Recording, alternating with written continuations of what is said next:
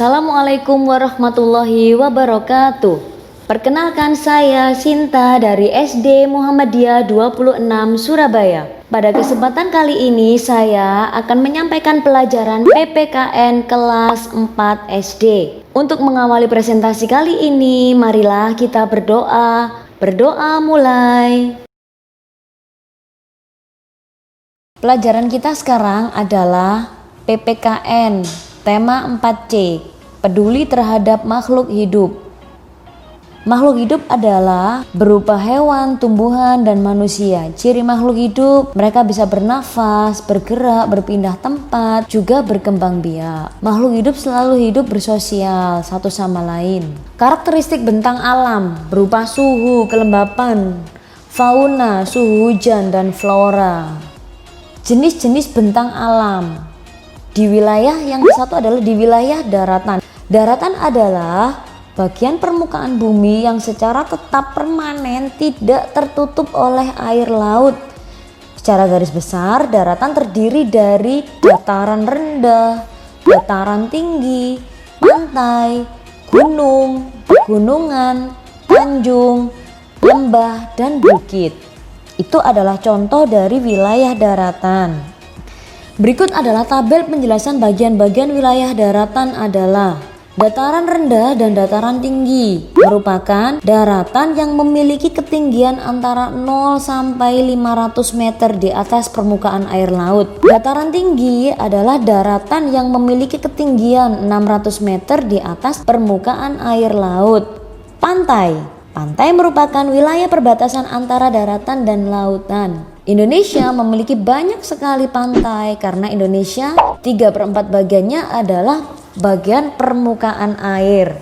Gunung adalah bukit yang besar dan tinggi dan ketinggiannya lebih dari 600 meter di atas permukaan air laut. Seperti contohnya Gunung Bromo, Gunung Semeru, Gunung Tangkuban Perahu, dan gunung yang lainnya. Pegunungan merupakan rangkaian gunung yang sambung menyambung. Jadi pegunungan tingginya lebih rendah daripada gunung karena mereka berjajar. Rangkaian gunung yang sambung menyambung. Di daerah Pegunungan Malang itu banyak sekali kita jumpai pegunungan ataupun di wilayah pegunungan Indonesia yang lainnya. Lembah adalah wilayah daratan rendah dan cekung, terdapat di kaki gunung atau tepi sungai. Bukit adalah gundukan tanah yang lebih tinggi dari tempat di sekitarnya. Berupa gundukan tanah itu adalah bukit, tanah yang bergunduk tetapi tidak mudah untuk longsor. Tetapi jika bukit tersebut sudah tidak mempunyai kekuatan pohon untuk mengikat air saat musim hujan, bukit tersebut mudah longsor. Oleh karenanya kita semua harus berkewajiban menjaga ekosistem yang ada di hutan. Kita tidak boleh menebang pohon secara liar. Kita harus melaksanakan tebang pilih, menebang dengan usia pohon yang sudah siap ditebang. Bukan terus kita menebang secara keseluruhan, menebang dengan usia pohon yang tua, yang muda, semua dibabat habis. Jangan, itu tidak boleh kita lakukan. Wilayah perairan adalah bagian dari bentang alam di permukaan bumi yang menempati wilayah yang luas dan digenangi air. Wilayah perairan dibagi menjadi sungai, danau, selat, laut, dan samudra. Itu adalah wilayah perairan yang dimiliki oleh semua negara. Karena dunia ini merupakan wilayah perairannya begitu luas daripada wilayah daratannya. Berikut merupakan tabel penjelasan wilayah perairan adalah sungai. Sungai merupakan aliran air yang besar di wilayah daratan. Ada sungai Brantas, ada sungai Bengawan Solo, ada sungai Musi. Itu adalah contoh sungai yang ada di Indonesia. Danau merupakan genangan air yang luas dikelilingi oleh daratan. Seperti Danau Toba yang ada di Sumatera Utara, itu adalah danau alami, danau yang terbentuk dari letusan gunung berapi berupa genangan air yang dikelilingi oleh daratan. Selat merupakan laut sempit yang menghubungkan dua pulau yang berdekatan. Adanya Pulau Jawa dan Pulau Madura dipisahkan oleh selat, namanya Selat Madura. Adanya Pulau Jawa dan Pulau Bali dipisahkan oleh adanya Selat Bali. Di Indonesia memiliki banyak sekali selat karena Indonesia juga terdiri dari beberapa kepulauan yang sangat banyak. Teluk merupakan bagian laut yang menjorok ke daratan. Laut, kumpulan air asin yang menggenangi sebagian besar permukaan bumi dan memisahkan daratan menjadi beberapa pulau besar, pulau kecil, dan benua. Samudra, laut yang menghubungkan benua-benua. Samudra begitu luas sekali, lebih luas dari wilayah lautan, lebih luas dari wilayah teluk dan selat. Samudra memisahkan antara benua yang satu dengan benua yang lainnya. Seperti yang kita ketahui, benua yang ada di dunia adalah benua Asia, benua Australia, benua Afrika, benua Amerika, dan benua Eropa. Indonesia merupakan bagian dari benua Asia. Kewajiban kita terhadap tumbuhan adalah 1. Menjaganya supaya terus tumbuh. 2. Melindunginya agar tidak punah tumbuhan tersebut, agar anak cucu kita tetap dapat menikmatinya. 3. Melestarikannya agar tidak punah. 4. Menyirami pohon agar dapat tumbuh besar.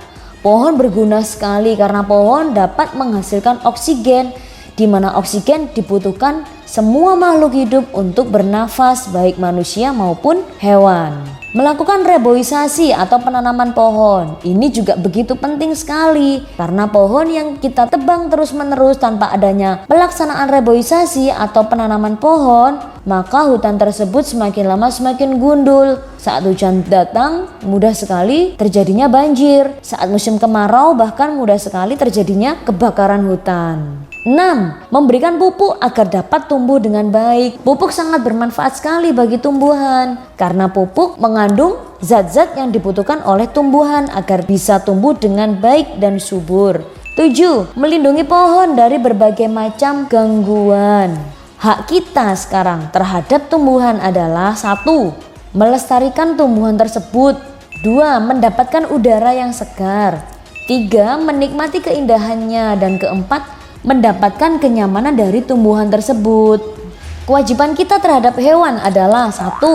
Hewan wajib untuk kita lindungi. 2. Memberi makan dan minum secara teratur. 3. Menjaganya agar tidak punah. 4. Membawanya ke dokter apabila hewan tersebut sedang sakit.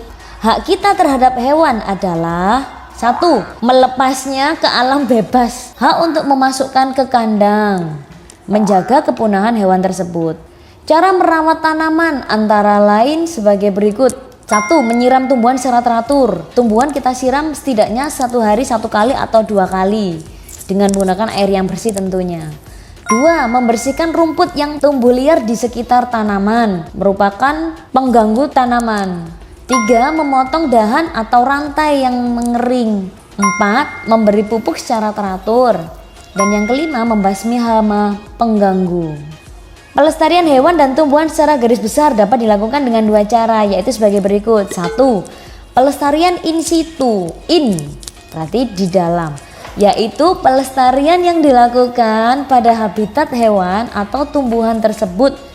Contohnya Suaka Marga Satwa, hutan lindung, dan taman nasional. Kedua, pelestarian ex situ, yaitu pelestarian yang dilakukan di luar habitat hewan dan tumbuhan tersebut. Contoh, upaya rehabilitasi, penangkaran, serta pembiakan tumbuhan langka maupun hewan. Selain pelestarian in situ dan ex situ, kamu dapat menjaga kelestarian hewan dan tumbuhan dengan usaha-usaha berikut. 1. Tidak berburu hewan secara sembarangan. 2. Melindungi spesies langka. 3. Membudidayakan spesies langka. Dan yang keempat, menggunakan sumber daya alternatif sebagai pengganti sumber daya alam. Saat ini banyak sekali sumber daya alternatif. Tujuan kita menggunakan sumber daya alternatif adalah agar sumber daya alam terutama yang tidak dapat diperbaharui dapat teratasi dengan adanya penggunaan sumber daya alternatif. Usaha yang dilakukan pemerintah untuk menjaga kelestarian hewan dan tumbuhan langka sebagai berikut. 1. Dengan menetapkan Suaka Marga Satwa, yaitu tempat melindungi hewan terutama hewan-hewan langka. 2. Menetapkan cagar alam sebagai tempat perlindungan dan pelestarian hewan, tumbuhan, tanah, dan air.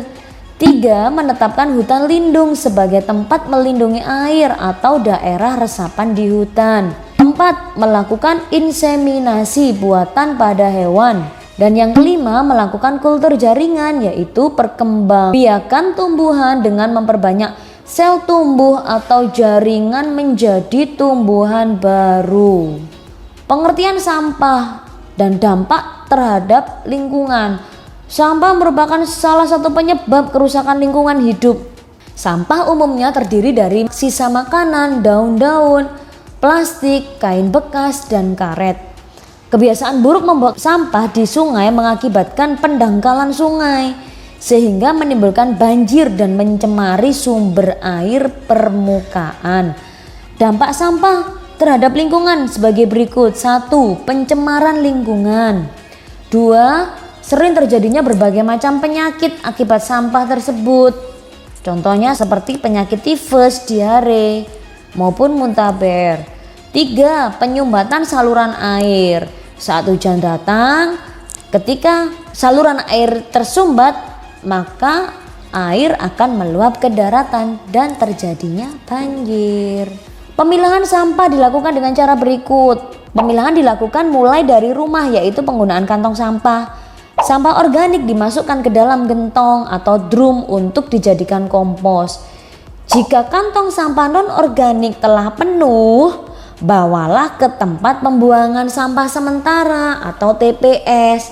Di TPS, sampah akan disortir, dikemas, dan dijual. Sekian dan terima kasih. Demikian presentasi yang dapat saya sampaikan. Semoga materi ini dapat menambah wawasan kalian. Tetap jaga kesehatan, jangan lupa ibadah. Terima kasih. Assalamualaikum warahmatullahi wabarakatuh.